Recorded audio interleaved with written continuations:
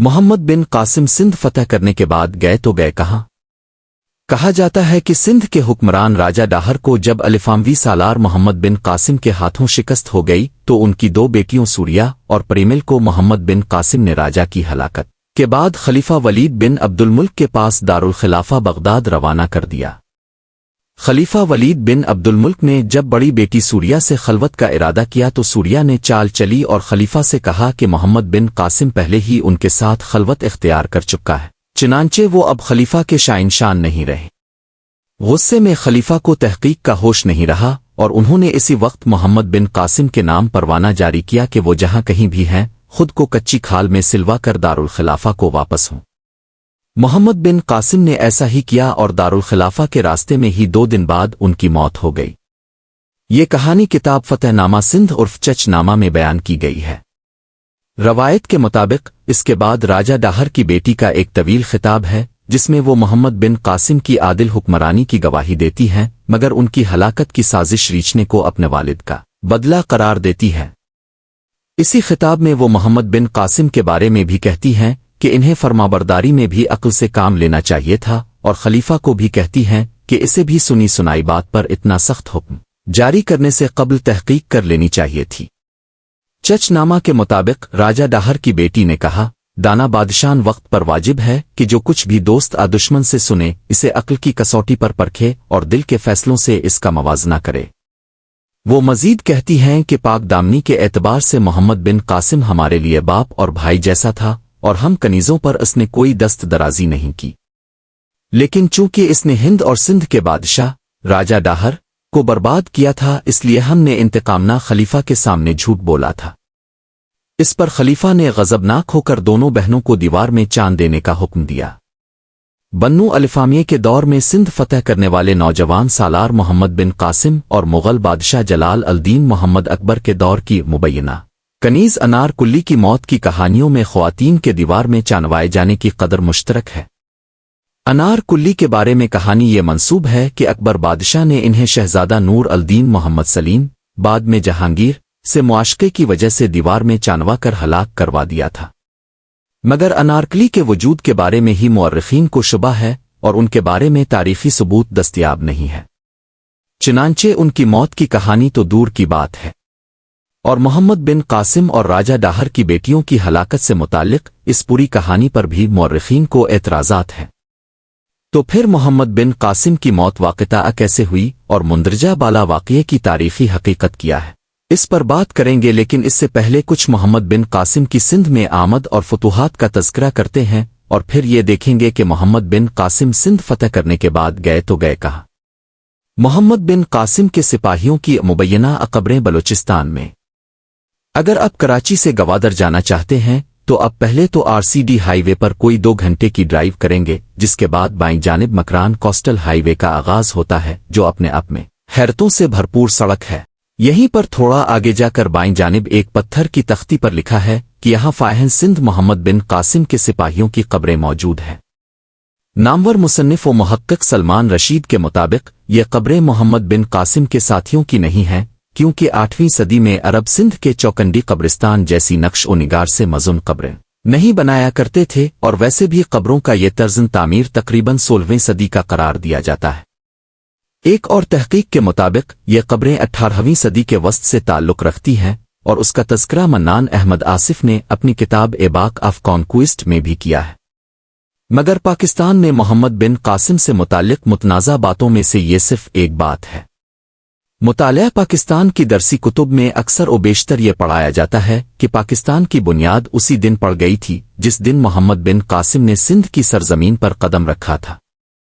محمد بن قاسم الفاموی دورن حکومت کے وہ سالار تھے جنہوں نے 712 سن عیسوی میں سندھ پر حملہ کیا اور یہاں کے راجہ ڈاہر کو شکست دی۔ بعض مورخین کے نزدیک محمد بن قاسم کے آنے سے جنوبی ایشیا میں اسلامی دور کا آغاز ہوا، سندھ فتح ہوا اور یوں واقعات کا ایک لمبا سلسلہ شروع ہوا جو بالآخر پاکستان کے قیام پر منتج ہوا۔ مگر مختلف تاریخی حوالوں کے مطابق پیغمبر اسلام کی آمد سے قبل بھی عرب تاجر برصغیر میں رہائش پذیر تھے اور کچھ کے نزدیک یہاں کی مقامی خواتین سے شادیاں تک کر رہے تھے۔ کتاب the great Mughals and their India میں مصنف ڈرک کولیر اس حوالے سے لکھتے ہیں کہ انڈیا کے جنوب مغرب میں مالابار کے ساحلی علاقے موجودہ کرناٹک اور کیرالا میں عرب تاجر یہاں پہلے سے مقیم تھے، اور جب خطہ عرب میں اسلام آیا تو ممکنہ طور پر ان عربوں نے بھی اسلام قبول کیا ہوگا۔ اپنی کتاب کے ابتدائی میں انہوں نے خطہ برصغیر میں اسلام کے پھیلنے کے حوالے سے متعدد نظریات کا ذکر کیا ہے، جس میں ہجرت، تلوار، خوف، صوفیہ کے عمل اور تبلیغ، سماجی رتبے کے حصول اور پرامن روابط مثلاً تجارت اور باہمی شادیاں شامل ہیں۔ وہ لکھتے ہیں کہ جبری طور پر مذہب کی تبدیلی کے چند واقعات کا انکار تو نہیں کیا جا سکتا، تاہم کئی دیگر علاقوں مثلاً مالابار کے ساحلوں میں اسلام کی کامیابی کا تعلق جبرا مسلمانوں کی عسکری اور سیاسی برتری سے نہیں تھا۔ اس کے علاوہ ان کے نزدیک نئے مذہب کے مضبوط اور مساوات پر مبنی پیغام کا اثر بالخصوص نچلی ذات کے افراد پر ضرور ہوا ہوگا۔ چنانچہ وہ اس علاقے میں پہلے سے عربوں کی موجودگی کا حوالہ دیتے ہوئے 712 عیسوی میں محمد بن قاسم کی آمد سے کہیں قبل برصغیر میں اسلام کی آمد کا عرصہ متعین کرتے ہیں۔ لہذا پاکستان کی درسی کاتب میں عام طور پر پڑھائے جانے والے بیانیے کے برعکس تاریخی بیانیے بھی موجود ہیں۔ کتاب فاتح البلدان 9ویں صدی عیسوی میں عباسی دورن حکومت میں تحریر کی گئی اور اسے اسلامی فتوحات کی تاریخ کی اہم ترین اور مستند کتابوں میں شمار کیا جاتا ہے۔ اس کتاب میں مصنف احمد بن البلازری نے محمد بن قاسم کی ہلاکت کے بعد کے واقعات خصوصی تفصیل سے بیان کیے ہیں، اور یہ بھی بتایا ہے کہ کیسے بہت سے مفتوحہ علاقے مسلمانوں کے ہاتھ سے نکلے واپس فتح ہوئے، کسی نے واپس اپنا پچھلا مذہب اختیار کر لیا تو کسی نے مسلمانوں سے اپنا معاہدہ توڑ لیا۔ پھر سوال یہ پیدا ہوتا ہے کہ کیا محمد بن قاسم سے پہلے کوئی مسلمان مہم سندھ میں آئی تھی یا نہیں؟ بلازری کے مطابق خلیفہ دوم عمر بن الخطاب کے دور میں 15 ہجری میں انہوں نے عثمان بن عباس الثقفی کو بحرین اور عمان پر گورنر مقرر کیا تو عثمان نے ایک فوج تھانہ آتانا کی جانب بھیجی۔ اس کے علاوہ اسی کتاب میں مصنف نے لکھا ہے کہ عثمان کے بھائی الحکم نے اپنے بھائی المغیرہ ابن عبالاسی کو خلجن دیبل کی جانب بھیجا، جہاں انہوں نے دشمن پر فتح پائی۔ فتوح البلدان کا اردو ترجمہ سید ابو الخیر مودودی نے کیا ہے، جس میں انہوں نے دیبل کو تو دریائے سندھ کے قریب واقع ایک بڑا تجارتی شہر قرار دیا ہے، مگر تھانہ کا تذکرہ نہیں کیا کہ یہ کون سا شہر ہے۔ اس کا تذکرہ ہمیں ابن بطوطہ کے سفرنامے میں ملتا ہے، جب انہوں نے یمن کی بندرگاہ عدن کے بارے میں بتایا ہے کہ یہاں انڈیا کے کئی شہروں بشمول تھانہ سے بھی جہاز آتے ہیں۔ چنانچہ یہ شہر تانا انڈین ریاست مہاراشٹر کا شہر تھانے آتھانہ ہے، جو ممبئی کا پڑوسی شہر ہے، اور یہاں تک وسائی کھاڑی ندی کے ذریعے پہنچا جا سکتا ہے، جو اس شہر کو ساحل سے کافی دور ہونے کے باوجود بحیرہ عرب سے ملا دیتی ہے۔ خطہ سندھ اور بلوچستان میں اولیں اسلامی مہمات۔ موجودہ پاکستان کے دیگر خطوں میں محمد بن قاسم سے پہلے مسلمانوں کی آمد کے بارے میں ایک اور روایت فتوح البلدان سے ہی ملتی ہے، جس کے مطابق سنہ 38 سنہ 39 ہجری میں حضرت علی کے دور میں اور پھر سنہ 44 ہجری میں امیر معاویہ کے دورن حکومت میں قیقان، موجودہ قلات، اور بنا، موجودہ بنو، پر حملے کیے گئے۔ اگر محمد بن قاسم کی سندھ پر لشکر کشی پہلی فوجی مہم نہیں تھی اور اس سے قبل بھی اس علاقے پر حملے کیے جاتے رہے تھے، تو پھر اس واقعے کے بارے میں کیا کہا جا سکتا ہے، جس کے مطابق عراق کے گورنر حجاج بن یوسف نے ایک مظلوم عورت کی پکار پر محمد بن قاسم کو سندھ کی جانب بھیجا؟ یہ کہانی بھی چچ نامہ میں کافی تفصیل سے موجود ہے۔ چچ نامہ فتح نامہ سندھ خطہ سندھ کی فتح پر لکھی گئی پہلی کتاب تصور کی جاتی ہے، کیونکہ اس سے قبل مورخین نے سندھ اور ہند کی فتح پر باب تو باندھے ہیں، لیکن مکمل کتابی صورت میں صرف چچ نامہ ہی ملتی ہے۔ چچ نامہ 13ویں صدی میں علی کوفی کی فارسی میں ترجمہ کردہ کتاب ہے، جو ان کے مطابق انہوں نے ایک عربی کتاب سے فارسی میں منتقل کی۔ تاہم وہ عربی کتاب اب تک باقاعدہ دریافت نہیں ہو سکی ہے، نہ ہی اس حوالے سے معلومات ہے کہ وہ کس کی تصنیف تھی۔ تاہم اس کتاب میں موجود روایات اور تاریخی حوالوں کو محققین پرکھنے میں کامیاب رہے ہیں۔ چچ نامہ میں بیان کیے گئے دیگر واقعات کے برعکس مسلمان قیدیوں کے بارے میں تحریر اس واقعے کی شروعات میں اس کی سند موجود نہیں ہے۔ مایا ناز مورخ ڈاکٹر مبارک علی اور محقق و مصنف منان احمد آصف کی تحقیق کے مطابق یہ واقعہ درست نہیں ہے۔ اس کے علاوہ تاریخ ابن خلدون میں بھی دیبل کی فتح کے باب میں اس واقعے کا تذکرہ نہیں ہے۔ مذکورہ واقعے کے بارے میں لکھا گیا ہے کہ یہ حجاج کے گورنر محمد بن ہارون بن زرا النمری کے دور میں پیش آیا، تاہم بلازری اور چچ نامہ دونوں ہی نے وہ سال نہیں لکھا جب یہ واقعہ پیش آیا۔ محمد بن ہارون اللمری کا تقرر چچ نامہ کے مطابق سنہ 86 ہجری میں ہوا اور محمد بن قاسم کا سندھ پر حملہ 93 ہجری 712 عیسوی میں ہوا۔ اس حوالے سے تاریخ خاموش ہے کہ اگر یہ واقعہ پیش آیا تو کس سال میں ہوا اور یہ کہ اس واقعے کے کتنے عرصے بعد محمد بن قاسم نے سندھ پر لشکر کشی کی۔ اس کے علاوہ اگر حضرت عمر کے دور سے لے کر ولید بن عبد الملک کے دور تک کا جائزہ لیں تو کہہ سکتے ہیں کہ سندھ پر محمد بن قاسم کی لشکر کشی کئی دہائیوں طویل سلسلے میں تازہ ترین کوشش تھی جس میں انہیں کامیابی بھی حاصل ہوئی۔ پھر تاریخ کی کتب میں یہ بھی تذکرہ ہے کہ اس وقت الافی علوی گروہ کے کئی لوگ مکران میں آبسے تھے۔ ان میں سے ایک کو حجاج کے عملدار سعید بن اسلم کلبی نے قتل کیا تھا، چنانچہ بدلے میں اللافیوں نے بھی سعید بن اسلم کو قتل کر دیا، جس پر حجاج بن یوسف نے اللافیوں کی سرکوبی کا فیصلہ کیا تھا۔